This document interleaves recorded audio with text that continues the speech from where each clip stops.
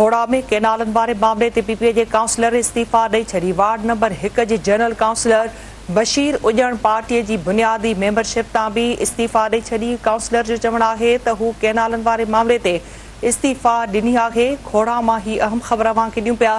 खोड़ा में केनालन वारे मामले ते पीपीए जे काउंसलर इस्तीफ़ा ॾेई छॾी आहे। वार्ड 1 जे जनरल काउंसलर बशीर उजण पार्टीअ जी बुनियादी मेंबरशिप तां बि इस्तीफ़ा ॾेई छॾी। काउंसलर जो चवणु आहे त हू केनालन वारे मामले ते इस्तीफ़ा ॾिए थो। ही अहम ख़बर नाज़रीन अव्हांखे ॾियूं पिया।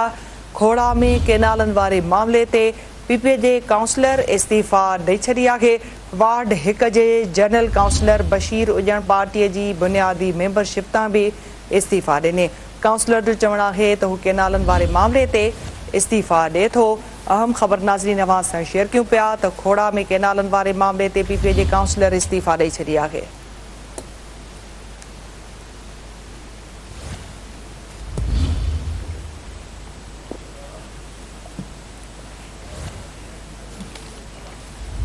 अहम ख़बर खां अव्हांखे अपडेट कयूं पिया। खोड़ा में केनालन वारे मामले ते पीपीए जे काउंसलर इस्तीफ़ा ॾिनी आहे। वार्ड 1 जे जनरल काउंसलर बशीर उजण पार्टीअ जी बुनियादी मेंबरशिप तां बि इस्तीफ़ा ॾिने। वधीक अपडेट्स मालूम करण लाइ असां राब्तो कयो आहे सिंध टीवी न्यूज़ जे रिपोर्टर फयाज़ रतड़ सां। जी फयाज़। जी बिल्कुलु नेता तव्हांखे ॿुधाईंदो हलां त खोड़ा जो ढिब मिर्शा में पाकिस्तान पीपुल्स पार्टी जे काउंसलर इस्तीफ़ा ॾेई छॾी आहे। जॾहिं बशीर उजण दरिया ते जेको आहे तकरारी केनालनि ख़िलाफ़ पंहिंजे उहिदे तां इस्तीफ़ा जो ऐलान करे चयो आहे त सिंधू दरिया असांजो जापो आहे जंहिं ते धाड़ो जेको आहे बर्दाश्त न कंदासीं।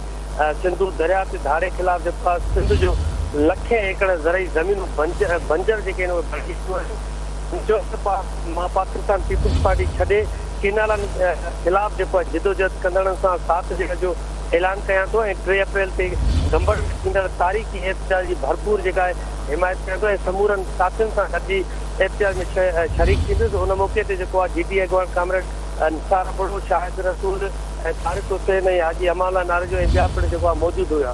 जी फयाज़ अपडेट करण लाइ वॾी महिरबानी।